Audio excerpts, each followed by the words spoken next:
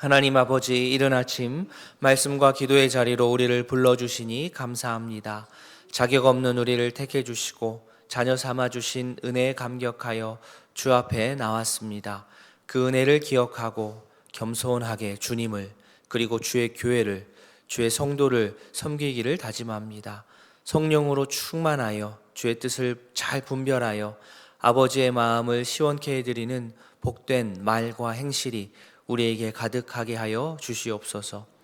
성탄절을 하루 앞둔 날입니다. 이 땅에 오신 하나님의 아들 예수 그리스도를 구세주로 모시며 이웃들에게 이 복된 소식을 전하게 하옵소서.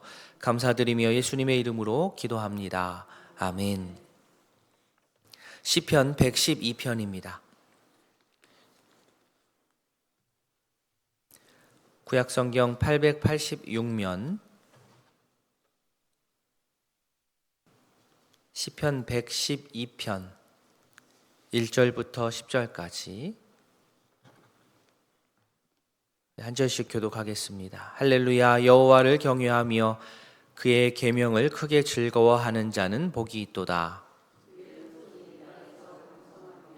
정직한 자들의 후손에게 복이 있으리로다. 부와 재물이 그의 집에 있으며 그의 공의가 영구히 서 있으리로다. 정직한 자들에게는 흑암 중에 빛이 일어나나니 그는 자비롭고 긍휼이 많으며 의로운 이로다. 은혜를 베풀며 구워주는 자는 잘 되나니 그 일을 정의로 행하리로다. 흔들리지 아니하며 의인은 영원히 기억되리로다.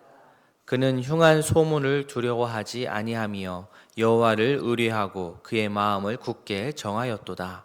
그의 마음이 견고하여 두려워하지 아니할 것이라. 그의 대적들이 받는 보응을 마침내 보리로다. 그가 재물을 흩어 빈궁한 자들에게 주었으니 그의 의가 영구히 있고 그의 뿔이 영광 중에 들리리로다. 악인은 이를 보고 한탄하여 이를 갈면서 소멸되리니 악인들의 욕망은 사라지리로다. 아멘. 보통 우리가 의인이라고 하면 일반 사회에서는 자기를 희생해서 이웃을 돕고 또 살리는 일을 한 사람을 우리가 뉴스에서 의인이다 이렇게 얘기합니다. 그런 분들 충분히 의인이라는 그러한 칭호를 받을 자격이 있다고 생각합니다. 그런 의인의 개념이 있고 또 성경에서 또 의인이라는 말이 등장하는데 성경에서의 의인은 일반 사회에서의 의인보다 더 뜻이 넓다라고 생각합니다. 시편 112편에서 의인의 모습이 여러 모습으로 여러 묘사로 나오고 있는데요. 먼저 1절 보시면 의인은 여호와를 경외하고 그의 계명을 즐거워하는 사람입니다. 성경에서 정의하는 의인은 여호와를 경외하고 그의 계명을 즐거워하는 사람. 이 구절은 좀 왠지 익숙하지 않으십니까? 우리가 잘 아는 시편 1편 2절 오직 여호와의 율법을 즐거워하여 그 율법을 주야로 묵상하는 자로다. 의인은 하나님을 경외하는 자일 뿐만 아니라 하나님의 말씀을 크게 즐거워하는 자입니다. 그래서 말씀을 크게 즐거워한다 라는 게 과연 어떠한 뜻일까요? 1차적으로 생각되는 것은 예배를 성실하게 기쁨으로 드리고 말씀 묵상하고 통독하고 필사도 열심히 하시고 암송도 하고 하는 모습, 그게 1차적으로 하나님의 말씀을 즐거워하는 자의 모습일 것입니다. 그런데 그것은 어디까지나 1차적인 모습이고 1차적인 차원에서의 즐거워하는 모습이고 그 행위를 하는 이유가 무엇인가 하는 겁니다. 그 행위를 해서 무엇을 하려고 하는가입니다. 왜 그런 행위를 합니까? 예배를 드리고 성실히 통독을 하고 묵상을 하고 필사를 하고 암송을 하는 이유는 무엇이냐? 더 2차적인 그 밑에 근본적인 이유는 무엇이냐? 하나님의 성품이 나의 인격 가운데 새겨지기를 바라기 때문에 그런 행동을 하는 겁니다. 나도 주님의 성품을 좀 본받아서 이 땅에서 주님처럼 주님의 그 성품을 따라서 이 땅에서 말하고 행동하고 싶은 거룩한 욕구가 내 마음 가운데 있기 때문에 하나님의 말씀을 크게 즐거워하는 것입니다. 누가 시켜서 못하죠. 마음에 그런 거룩한 욕구가 샘솟아야 꾸준하게 하나님의 말씀을 즐거워할 수 있습니다. 그 사람이 의인입니다. 여호와를 경외하고 그 계명을 즐거워하는 생활은 그냥 저절로 되지를 않습니다. 나의 죄성을 거슬러 올라가는 그런 시간을 좀 들여야 합니다. 내 마음대로 다 하고 싶은 본능을 억누르고 하나님 무서워할 줄 알고 자신을 돌아보는 시간을 의도적으로 갖고 또 내 원칙을 앞세워 내가 중심이 되어서 일 처리하고 싶은 그러한 욕망을 뒤로 하고 하나님의 말씀을 기준으로 따져보는 시간을 가져야 됩니다. 이런 수고를 마다하지 않는 사람이 복이 있는 사람이고 하나님께서 보시기에 인정하는 의인입니다. 자, 이런 수고를 우리가 하게 될 때 좀 수고롭지만 또 우리의 품이 들지만 이런 수고는 절대 우리에게 손해를 끼치지 않습니다. 여호와를 경외하고자 몸부림하고 하나님의 계명을 내 마음에 두어서 항상 자신을 점검하는 자는 복이 있습니다.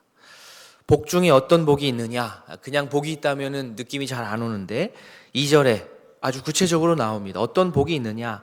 그의 후손이 땅에서 강성하며 라고 했습니다. 자, 자녀들이 잘 된다는 약속만큼 든든하고 기쁜 일이 또 어디 있겠습니까? 우리 중에 자녀 잘 되는 것을 바라지 않는 사람은 한 사람도 없을 것입니다. 우리가 자녀가 잘 되기를 바라면 어떻게 해야 되느냐? 오늘 말씀을 기준으로 말씀드리자면 여호와를 경외하고 그의 계명을 즐거워하십시오. 그러면 하나님께서 우리의 자녀들 후손들에게 복을 내려주실 것입니다. 이뿐 아니라 3절 나오듯 재물에 대한 복 그리고 사회적인 복도 약속되어 있습니다. 하나님을 경외하고 계명을 즐거워하며 사는 이 의인은 하나님으로부터 물질적인 복도 받는다고 나옵니다. 그런데 그 물질은 그 재물은 자기 자신만을 위한 것이 아니요 이웃들과 함께하는 그러한 복입니다. 3절 뒷부분에 그의 공의가 영구히 서 있으리로다. 물질에 대한 복을 얘기하면서 공의를 얘기합니다. 진정한 의인은 자기가 받은 복을 자기만 누리는 것에서 그치지 않는다는 것. 그러면은 그 복이 제한적이지요. 이 놀라운 복을 나누는 겁니다. 자기만을 위해 축적하지 않고 사회에서 어려움 겪는 이웃들과 함께 나누는 공의로운 삶을 살아갑니다. 자, 그러나 실제적으로 의인이 매 순간 그렇다고 승승장구하는 삶을 사느냐? 그런 이상적인 삶을 살지는 않습니다. 의인에게도 똑같이 고난과 시련은 있습니다. 그런데 차이가 무엇이냐? 그 의인은 그 어려움을 이겨냅니다. 4절에 정직한 자들에게는 흑암 중에 빛이 일어나나니. 자, 정직한 자들에게는, 의인에게는 흑암이 있습니다. 있는데 그 가운데 빛이 일어난다. 의인은 자신의 재물, 하나님께서 복으로 주신 그 재물을 이웃들과 어려운 이들과 나누며 그에게 자신에게 닥쳐온 어려움을 회피하지 않았고 결국 빛이 비치며 승리하게 됩니다. 여기서 빛은 하나님의 선물이에요. 하나님이 주시는 생명과 행복입니다. 바라기는 112편, 우리 시편 120편, 112편 말씀과 같이 여호와를 경외하고 주의 말씀을 즐거워하여 주께서 주시는 이러한 풍성한 복을 우리 모든 성도님들 다 받아 누리시기를 진실로 소원합니다. 아멘.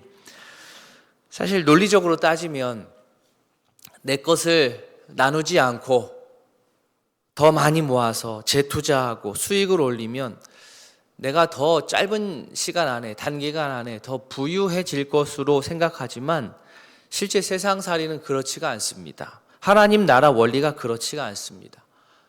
내 것을 덜어내서 어려운 이들 위해 내어놓으면 오히려 더 풍성해지는 것이 그게 하나님 나라의 원리입니다. 5절에 은혜를 베풀며 꾸어주는 자는 잘 된다라고 하였습니다.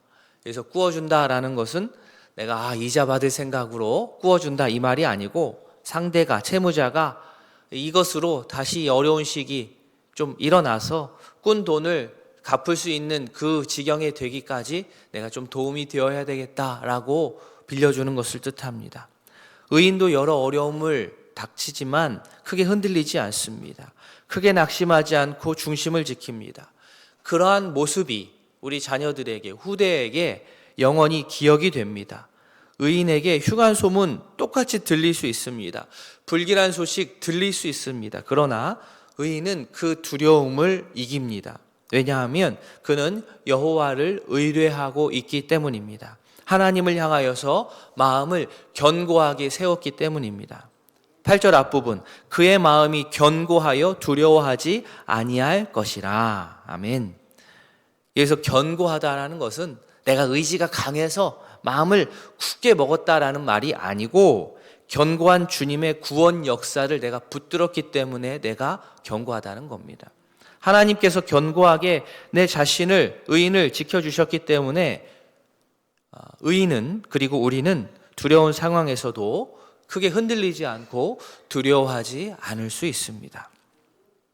이러한 의인의 삶을 우리가 본받아 살아갈 수 있기를 바랍니다. 여러 어려움이 있더라도 크게 흔들리지 않는 굳건한 믿음으로 끝까지 우리 하나님을 경외하고 말씀을 내 몸에 새기고 이웃들의 생명을 소중하게 여기고 그들에게 베풀고, 그러면 하나님께서는 더 큰 복을 우리 생활 가운데 내려주십니다.